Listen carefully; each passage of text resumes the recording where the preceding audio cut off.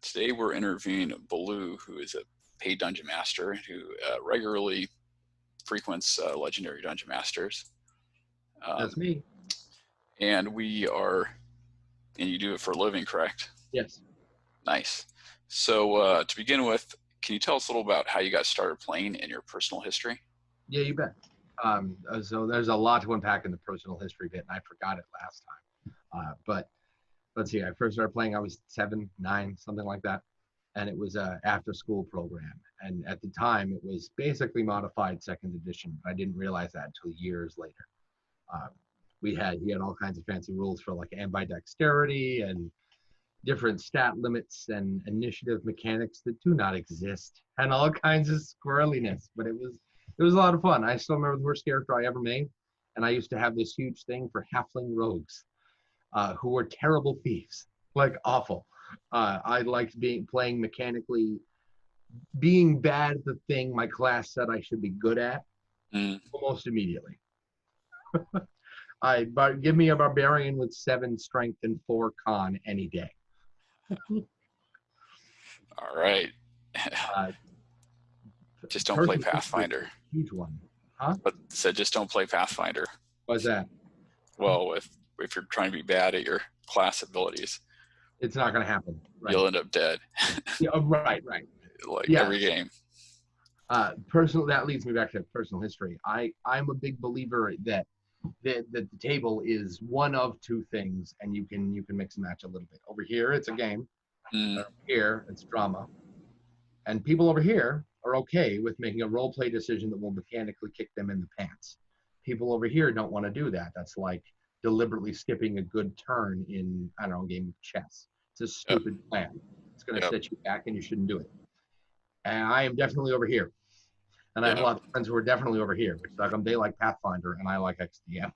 Yes. Well, you got the role players and you got the strategists. Right. You have the guy that wants to be able to mechanically count on everything. And that's okay. They're not wrong. They're just not me. They're not the same. Right. Yeah. Okay, cool. Yeah, definitely, run into those too. But cool. So then why do you DM and what do you love about DMing? So I DM because it's fun. Like the driving reason is because it's a blast. It's my favorite activity that you do with more than one other person. The reason I do it the reason I get paid to do it is because other people tell me I'm good at it. That's it. I don't think I'm good at it at all. I think there are people that are much, much better at it than I am. But I get paid to do it because people tell me I'm good at it and they hand me money. Yeah. The reason that I come to the table is because when you're interacting with a player and they come up with this weird off the wall thing and you're just like, whoa, those moments, I love those. I look for those, I swing for those. I tend to give players stupid mechanically superior items at like level 1 so that we can have those pretty much immediately. Right now I have a player who has like an eyelet that can shoot, I think it shoots 2 miles, and will zip him and anything else he's holding to that point that he can see 2 miles away. So earlier today, fired an arrow into the air, attached the eyelet to it, flew up to the arrow. The arrow's now falling through the air, but he only zips to that point in space. Immediately fires another arrow, and now he has chain jump from Spider-Man. That was awesome. And I did not see that coming, and I was so happy to be a part of that. Nice. Yeah, that's pretty cool. All right, so what clicked and changed that got you to make the switch to go pro? Okay, that one's twofold. Initially, I had a weekend, and I was like, "Hey, public statement! I have a weekend off. Who wants a table hosted?" And somebody reached out and they said, "Hey, look, we're working in a recovery center. We think, you hosting D&D would be a great opportunity for people to like slay their demons without, in a safe space." Yeah. And then I got there and say, "Do you charge money for this?" And I said, "I haven't before, but I do now." Yeah. We talked about it. I said I hadn't really considered it, but they insisted that they pay me, and that's what happened. Oh yeah. And then I said, well, okay, if total strangers will pay me to do this, my friends will probably pay me to do this. And that's what happened. Nice. Uh, and then Pretty the cool. second half of that is I kind of dropped off, and I generally host 4 tables a week. I call them ever rolling. They never stop. Yeah. Uh, and then I had a friend of mine in the industry go, hey, we were just talking one day, and she's like, wait, you host 4 tables a week? I said, yeah. She goes, do you get paid to do that? And I said, I did before. She goes, why not now? I said, I don't know. I haven't really set up a profile or a platform or anything like that. She goes, oh no, you're going to have one of those. And she designed one and shoved it at me. Oh, So nice. now that's my job. That's pretty cool. Was it a website or what did she give you? It's just a page on Facebook, Gathering of Gaming Goblins. Oh, okay. But Cool.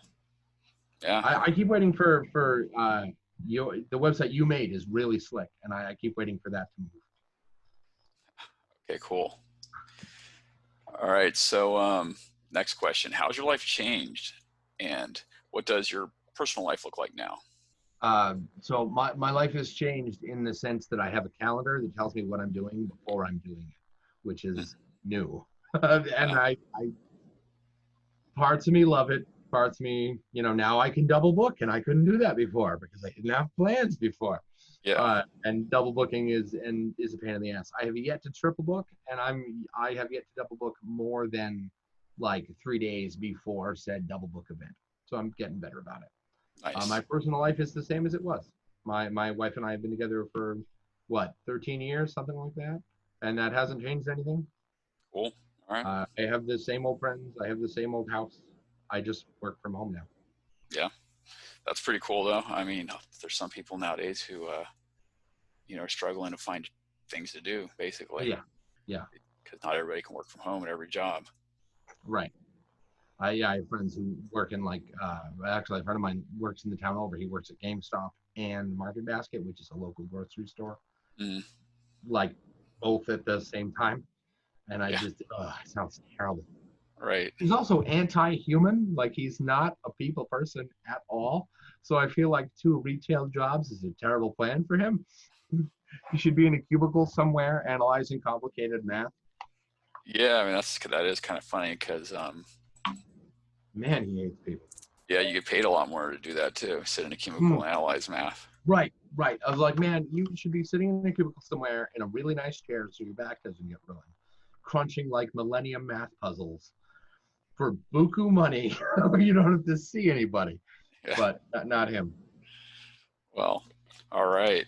Um, so I've got some questions actually we got for people Please, on our site when we posted, sure. like what do they want to know about basically. And Mm-hmm. one of them is, so how do you deal with murder hobos if you've even had Ah, that problem? okay. These are my favorite questions. How do you handle this or that aspect of the table? This is the stuff I'd like to talk about all day. I have a podcast for it because I love it that much. So murder hobos, that is a multifaceted question. Is your player a murder hobo because they're bored or because they're inherently chaotic? If it's the second one, they should play God of War. It's a great video game for that. They should play. They're if they're the GTA player that plays GTA to blow everything to pieces, Mm, go play GTA. There's a Saints Row is literally designed for you to do that. That's the point. Go nuts and just blow everything into oblivion. yeah. If your players are murder hobos because they're inherently chaotic and they're trying to destabilize your game, then you shouldn't play with them. Don't compromise. Don't discuss it. Don't be like, hey, maybe don't be less of a jerk, because people who aren't jerks don't need to be told not to be jerks. Just don't play with them. There's Yep. a table for them over there Hmm. with it's full of other people that are just like them. And they're not wrong. It's just not the table you want. Similarly to something like cheating at the table. Yep. If you roll a 20-sided die and you said you rolled an 18 when you rolled a 6, if nobody else cares, then you didn't cheat, because you can't cheat because it's not a game, because there's no winners and there's no losers.